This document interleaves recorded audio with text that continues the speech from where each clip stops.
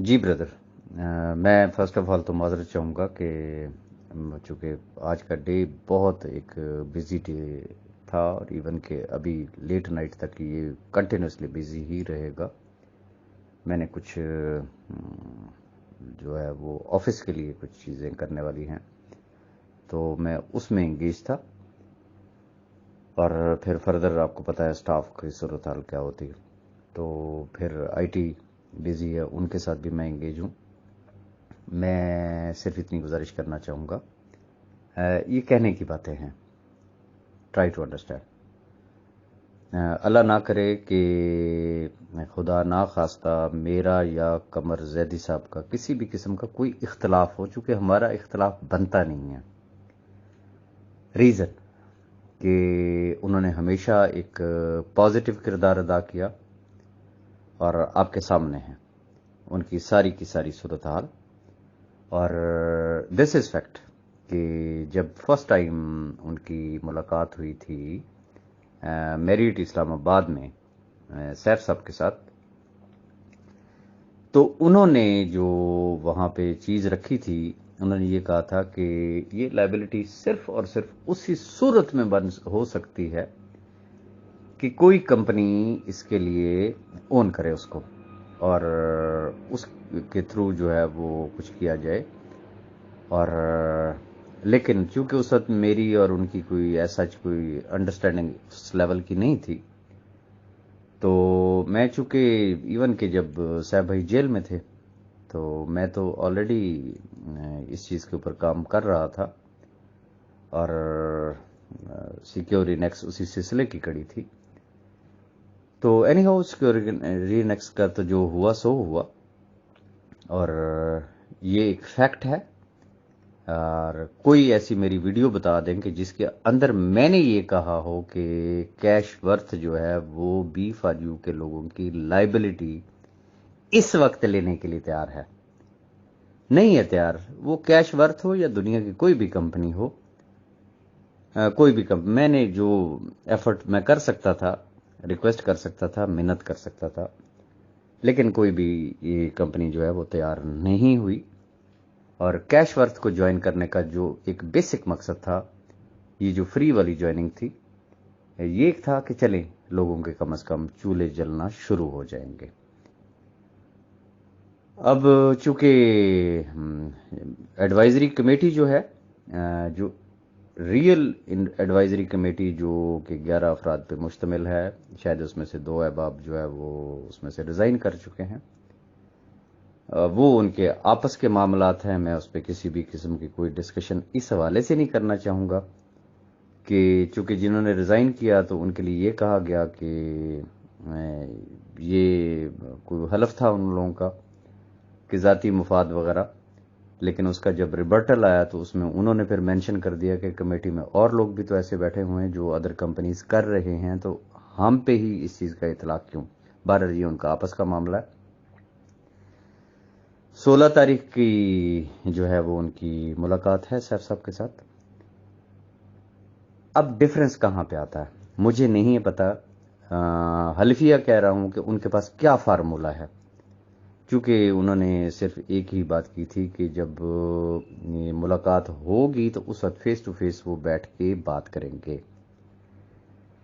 मैं सिर्फ इतनी बात जानता हूं कि ऑब्वियसली जो भी उनके पास फार्मूला होगा वो ऐसा नहीं हो सकता कि वो कोई कैश काउंटर खोल के बैठ जाएंगे, या सैफरमान नियाजी जो है वो मीनार पाकिस्तान पे वो शहबाज शरीफ साहब की तरह, जैसे वो एक दौर में लोड शेडिंग होती थी तो वो कैंप लगा के तो वो हाथ वाला पंखा लेके बैठा करते थे।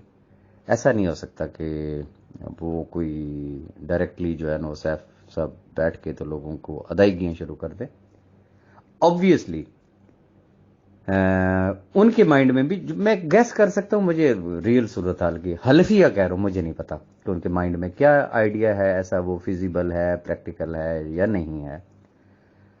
तो चूंकि जो वो कहते हैं कि कंपनी में काम नहीं करना, ठीक है, तो अब मुझे नहीं पता कि वो बगैर कंपनी के वो क्या आइडिया पेश करते हैं। मैं खुद बड़ा मुतजस्सिस हूं कि वो उनका आइडिया सामने आना चाहिए। اور اگر ان کا آئیڈیا فیزیبل ہوا، پریکٹیکل ہوا، تو جتنا ایک میں سیف الرحمان نیازی کو جانتا ہوں وہ 1 منٹ نہیں لگائے گا، وہ کہے گا ڈو اٹ. وہ دوسری بات کرنے والا بندہ ہی نہیں ہے. اس شخص کے لیے قانونی معاملات بھی کوئی نہ ہوں اور لوگ بھی اگر اکاموڈیٹ ہوتے ہوں تو مجھے یہ بتا دیں کہ اگر اس کے سر سے کوئی بلا اتر رہی ہے، نیوٹرل ہو کے آپ سوچیں، تو کیا وہ انکار کرے گا؟ میرا نہیں خیال. اب خدا کرے کہ یہ جو ایڈوائزری کمیٹی ہے یہ کوئی فزیکل پریکٹیکل کوئی ایجنڈا ان کے سامنے لے کے جائے، اور اللہ کرے کہ کوئی ایسا کام ہو جائے کہ جو جسے کہتے ہیں یہ لاکھوں لوگ جو ہے وہ اکاموڈیٹ ہو جائیں.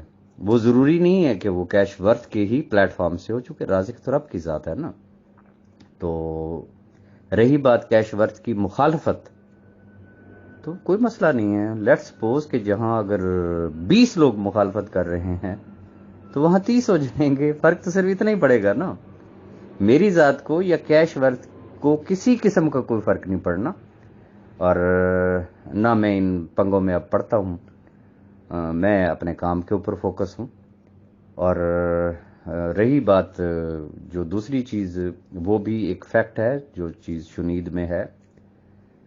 چونکہ صاحب بھائی کی جو لیگل ٹیم ہے، میرا ان کے ساتھ ایک اچھا وقت گزرا ہوا ہے پاسٹ کا، میرے ان کے ساتھ ریلیشنز ہیں.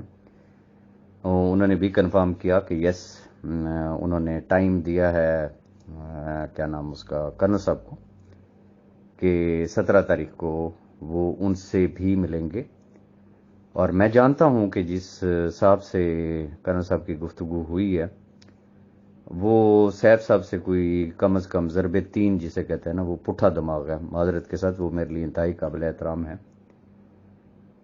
تو اگر تو 17 تاریخ کو وہاں کوئی دینگا مستی کرنے کی کوشش کی گئی تو پھر میں نہیں سمجھتا ہوں، پھر چٹا جواب ہوگا. پھر شاید اس گروپ کی بھی ملاقات نہ ہو سکے سیف صاحب سے. تو لیکن اگر کوئی جینٹل مین اگر بیہیویئر وہاں رہا تو آئی بلیو کہ وہ ضرور ان کو بھی ٹائم دیں گے. تو اس لیے 16 اور 17 یہ ایک ایسی ڈیٹ ہے کہ ہمیں دعا کرنی چاہیے کہ خدا کرے کہ کوئی ایسا حل نکلے کہ جس سے ان لاکھوں خاندانوں کا بھلا ہونا چاہیے. رہی بات کیش ورتھ کی، تو میں ونس اگین کہنا چاہوں گا کہ راجہ ریاض نے نہ تو کسی کے پاس کوئی جرگے بھیجے ہیں، نہ کسی کے پیر پکڑے ہیں، نہ کسی کی منت کی ہے، نہ کسی کو یہ کہا ہے کہ تو اپنا بنگلہ بیچ دے، نہ کسی کو یہ کہا ہے تو اپنا گھر بیچ دے، نہ کسی کی گاڑی بکوائی ہے، نہ کسی کی جیولری بکوائی ہے. فری جوائننگ کی آفر کی ہے راجہ ریاض نے. اور اس پہ بھی اگر کسی کو کوئی تکلیف ہے تو اس کی تکلیف کا ازالہ جو ہے وہ صرف اللہ پاک کر سکتا ہے، وہ راجہ ریاض کے ہاتھ میں نہیں ہے. یہ ذہن میں رکھیے گا. اور میں صرف اتنی بات کہنا چاہوں گا کہ المیہ یہ ہے ہمارے احباب کے ساتھ کہ میری بات ان کو بڑی لیٹ سمجھ میں آتی ہے. I mean it what I am seeing, کہ جو میں کہتا ہوں کہ یہ بی فار یو فیملی نے مجھے ڈبل مقروض کر دیا اپنی محبتوں کا. پہلے بھی ان کی محبت تھی، میں کہتا ہوں اب انہوں نے پریکٹیکلی ثابت کر دیا.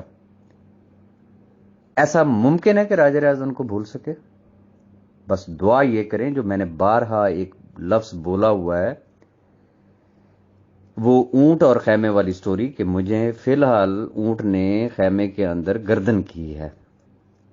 جس طریقے سے پبلک ریسپانس ہے کوئی پتہ نہیں وہ گھڑی کب کس ٹائم آ جائے کہ ہو سکتا ہے یہی راجہ ریاض اپنے ہی یوٹیوب چینل پہ بی فار یو فیملی کو کوئی گڈ نیوز دے دے کہ let's welcome all the family, اور یہ سارے کے سارے گھر جو ہے وہ اکاموڈیٹ ہو جائیں. تو خدا کے گھر میں جو ہے وہ دیر تو ہو سکتی ہے، اور اللہ کے ہر کام میں کوئی نہ کوئی مصلحت ہوتی ہے.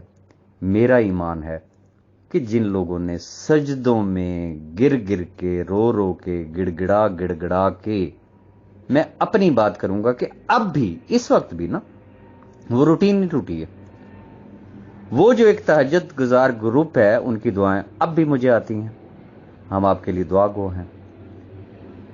کوئی حرم شریف سے مجھے میں دعا بھیج رہا ہوتا ہے، ویڈیو بنا کے بھیج رہا ہوتا ہے، کوئی مسجد نبوی سے بھیج رہا ہوتا ہے، کوئی کربلا مولا سے بھیج رہا ہوتا ہے، کوئی اللہ والے کے پاس بیٹھ کے دعائیں کرا رہا ہوتا ہے.